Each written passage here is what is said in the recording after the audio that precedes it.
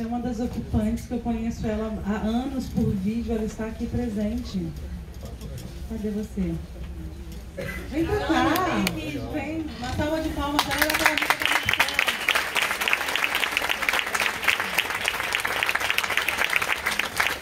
Gente, ela é de verdade.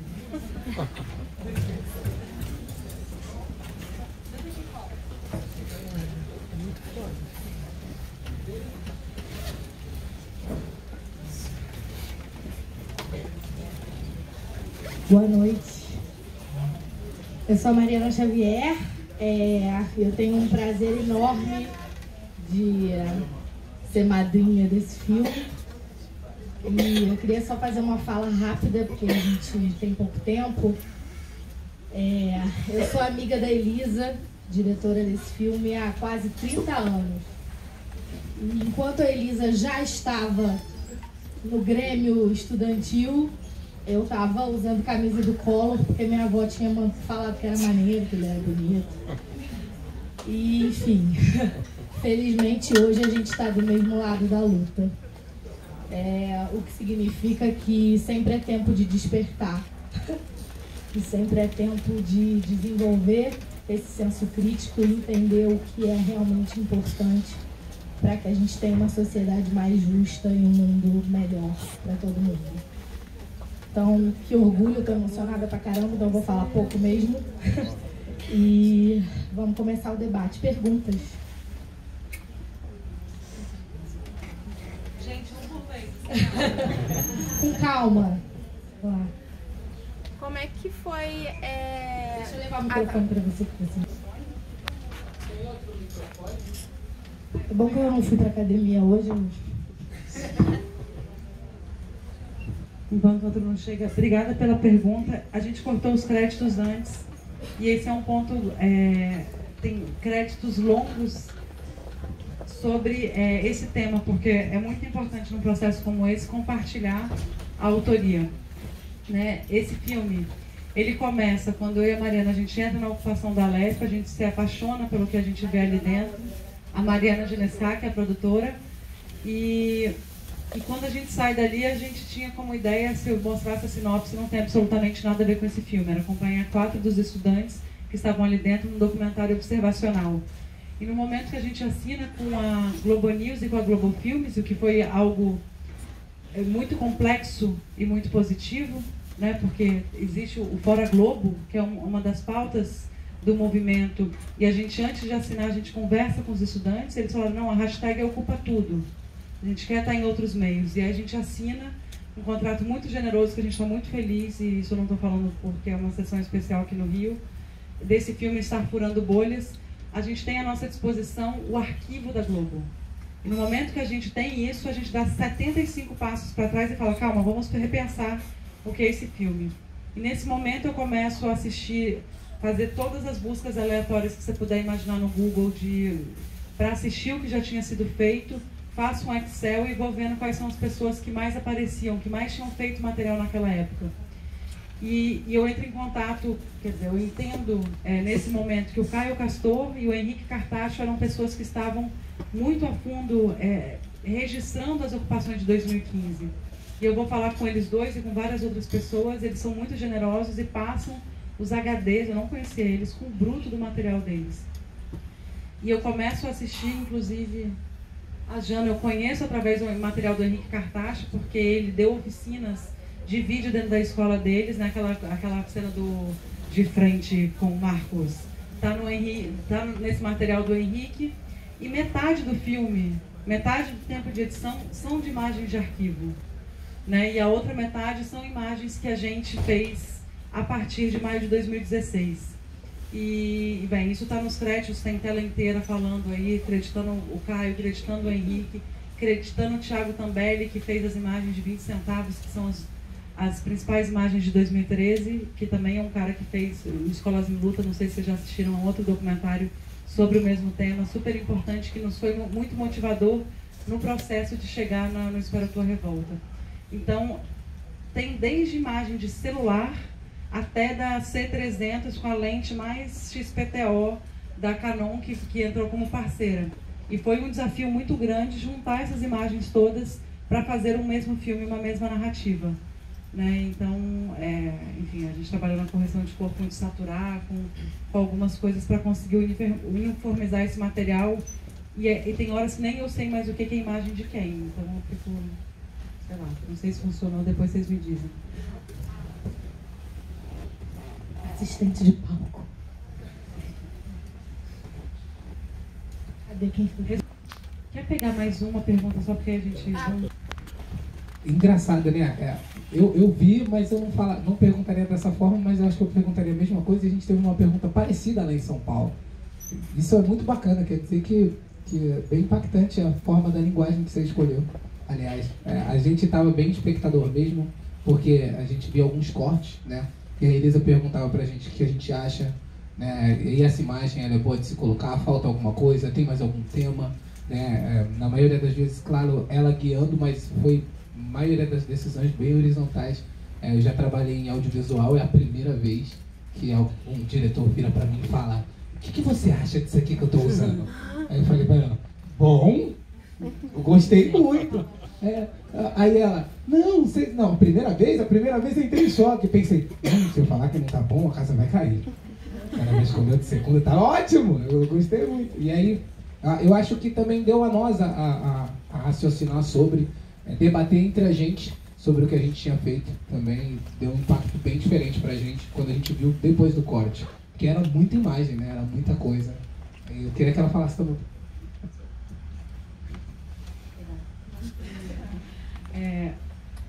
Foi muito caótico, como vocês podem imaginar, o processo de montagem e de entender qual que era esse filme. Ele parte muito quando eu entendo que essa geração deles coloca no próprio corpo as questões políticas, né? Que a estética e a política meio que dão as mãos, assim, se corporalizam. Então, eu senti que para fazer esse filme, a própria estética e a própria narrativa do filme também deveria se apropriar das questões políticas e das questões do próprio movimento estudantil. E daí vem a escolha por 3 personagens, né, que trouxessem nos próprios corpos e na própria vivência as questões que eu entendi ali a partir, porque a gente cortou os créditos. Tem a carinha de um monte de gente que eu conversei 1h30, 2 horas, fazendo longas entrevistas, tentando entender que história deveria ser contada. Então vem o feminismo, mas aí vem o recorte do feminismo negro, vem a questão, a luta antirracista, vem a luta LGBT, vem a questão centro-periferia e vem o conflito entre entidades estudantis, né, os estudantes que se organizam através de partidos políticos e os autonomistas que não acreditam nessa hierarquia política e nesse sistema de representação política. E aí esses personagens vêm um tanto para serem os corpos e as histórias em primeira pessoa sobre isso. Né? E aí vem também o lugar de fala e a representatividade, que eu sinto que são questões centrais no movimento de vocês, né? Quem tem o direito de falar sobre isso? E aí, a partir desse monte de entrevista, de um livro que para mim foi muito marcante, Escolas em Luta, que falava sobre a rapidez que esses jovens ficam na secundária, são 3 anos, então daí a 3 anos zera de novo a memória que se tem do movimento. Eu falei, pô, de alguma forma também tem que ser uma memória desse movimento, né? Porque são esses momentos que de repente acontece algo que sei lá por que acontece, então era como um registro. E aí eu fiz roteiro tradicionalzão mesmo, entendeu? Tipo, Coca em off, a fala dele. E isso ia sendo costurado junto com as imagens de arquivo, junto com as imagens que a gente tinha feito. E quando chegava o primeiro escolhido, o primeiro selecionado, foi Lucas Coca Penteado. E aí a gente foi fazendo muito teste para conseguir chegar numa primeira cena, né, que era meio para a gente entender qual era a linguagem do filme. E quando a gente começa os 3 para estúdio, a gente foi acho que 3 vezes os 3 para estúdio, umas 2 ou 3 vezes cada um. A Marcela e a Nayara foram uma vez. Eu levava esse roteiro, eu dava para eles esse roteiro. E aí cada um tinha uma forma de lidar com isso. O Coca, que é super ator, ele via, ele entendia a intenção da cena e ele mandava nas palavras dele. A Nayara, que é uma liderança, ela entendia, ela entende muito a estrutura da coisa, ela entendia qual que era, fechava o olho, dava 30 segundos e falava, pode ir. E aí ela soltava um discurso igual ela faz os discursos. E a Marcela falava que a gente estava espremendo as ideias dela com aqueles textos todos, então rolava umas entrevistas em estúdio. E era muito normal de eu dar o texto e eles falaram bem assim, não vou falar isso. E eu falava, então tá, o que você vai falar? E aí daí ressurgia o texto. Ou então, não foi assim. E aí, então como é que foi assim? E... Quer que eu possa falar aquela parte? Não. E aí, por exemplo, tem o início do filme. E aí a gente assistiu alguns cortes. E aí eles iam assistindo os cortes com o fone e com o microfone e iam realmente comentando em cima do filme. E num dos dias, quando já estava tudo armado, que eu ia dar o play, o Coca começou: chegou a hora da assembleia. E eles começaram aquela zoação ali, que é o início do filme hoje, que é óbvio que eu jamais veria um roteiro para aquilo. Então tem muitos momentos do filme que foram sendo essas... O que eles vinham trazendo de estúdio. E tem uma hora que para mim foi muito forte, que o Coca estava num momento muito difícil, e ele desabafou em estúdio com a gente. Né? Quando eu falo com a gente, é porque o Yuri Amaral, que é o montador, ele fazia questão de sempre ir para o estúdio participar dali, e ele começa a desabafar, e aquele choro que tem depois a Marcela, quando a Marcela chora, é o choro do Coca, e toda aquela frase que entra falando do sorriso banguela e do que significa ser negro, né, do Banzo, vem depois desse desabafo e fala: cara, isso tem que estar no filme.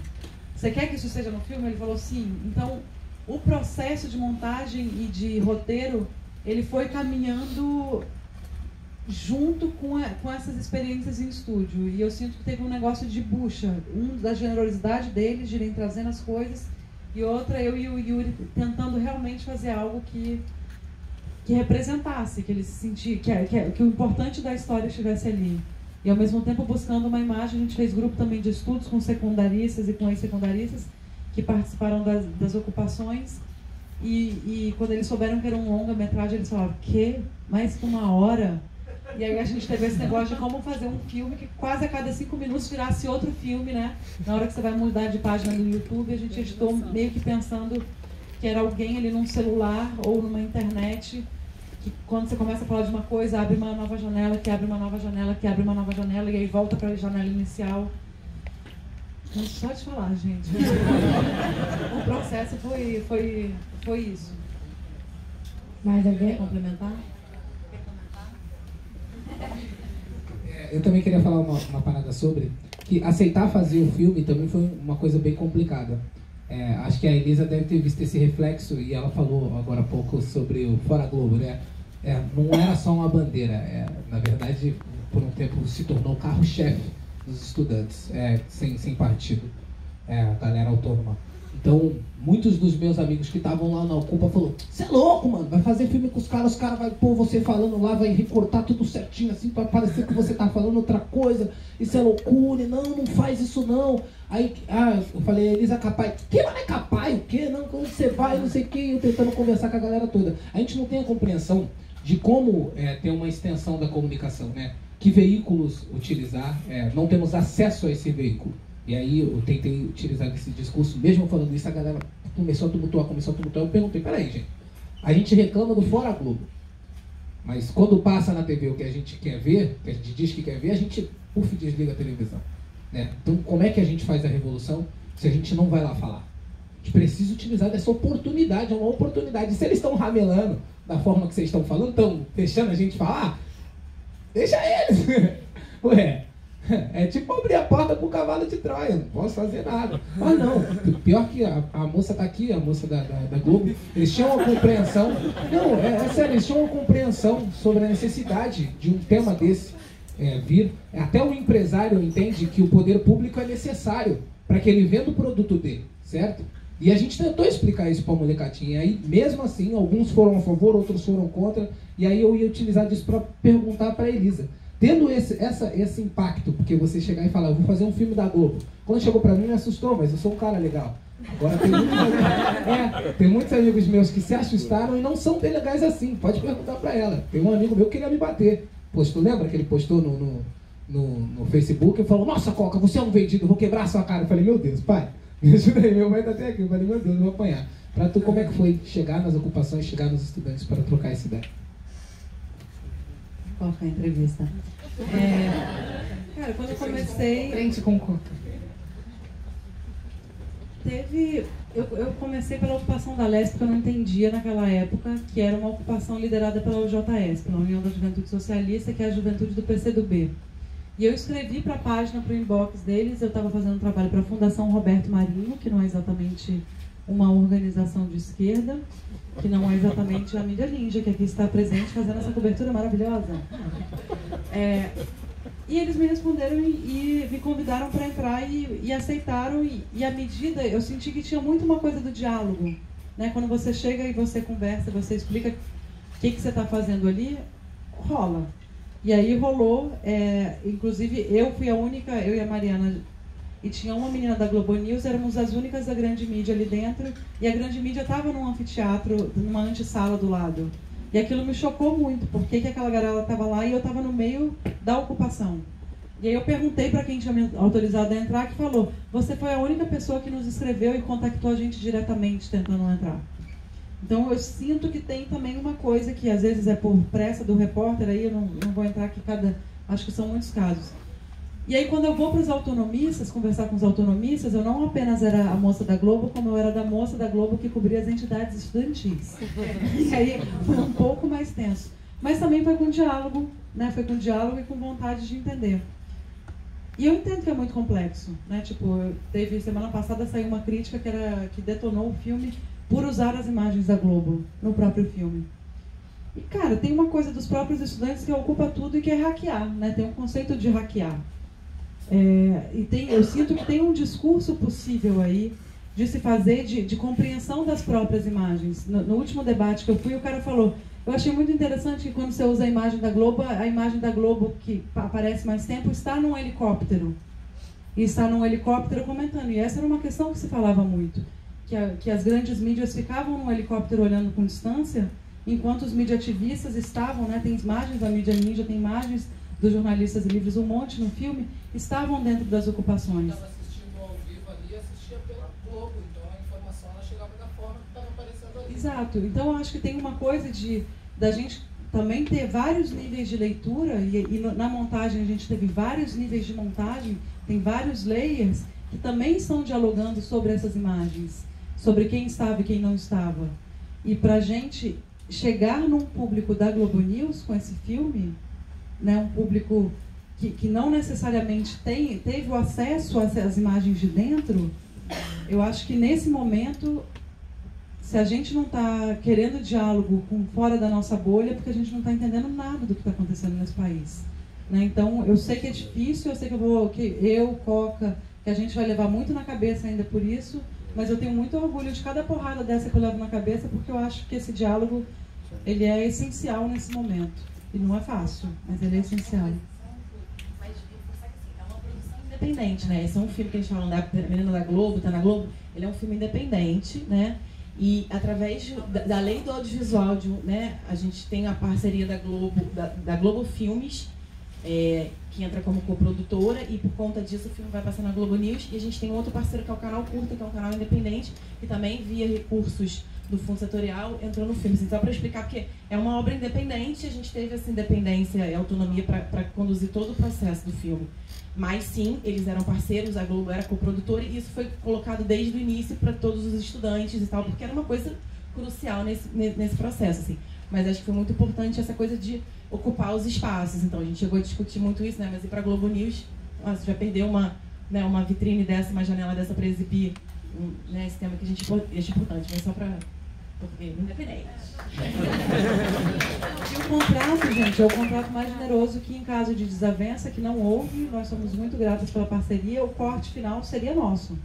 Então, assim, e devemos lembrar que se isso existe é pelas novas leis, as leis dessa última década, né, da Ancine, de parceria com produtoras independentes, como somos nós, para que as grades, exatamente, para que as grades desses canais sejam feitos também por produtoras independentes por produção brasileira. Então, isso é uma política pública valiosíssima, infelizmente está em desmonte. Dá para fazer mais uma pergunta?